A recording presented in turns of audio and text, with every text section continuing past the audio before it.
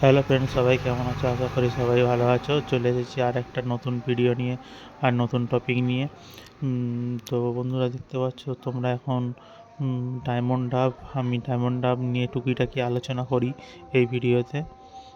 তো এই ডায়মন্ড ডাব তোমরা পালন শুরু করো। যারা বেকার বসে আছো, কাজ নেই এখন, কাজ বাজের খবর খুব খারাপ, তারা অনায়াসে ডায়মন্ড ডাব ব্যবসা করে প্রচুর টাকা অল্প সময়ে ইনকাম করতে পারো।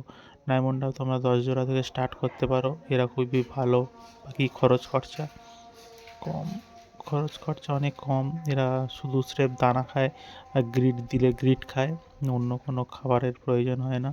এরা প্রত্যেক মাসে 2টো করে ডিম পাড়ে আর 2টো করেই বাচ্চা ওঠে। বাচ্চা সাধারণত 500 থেকে 1000 টাকা অবধি জোড়া বিক্রি হয়ে যায়।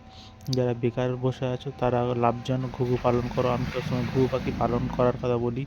অন্য পাখি পালন করে লাভের সম্ভাবনা খুবই কমে যায়, কিন্তু ঘুঘু পাখি এমন একটা পাখি, এরা অল্প সময়ে প্রচুর লাভ দেয় আর প্রচুর প্রোডাকশান এদের হাই।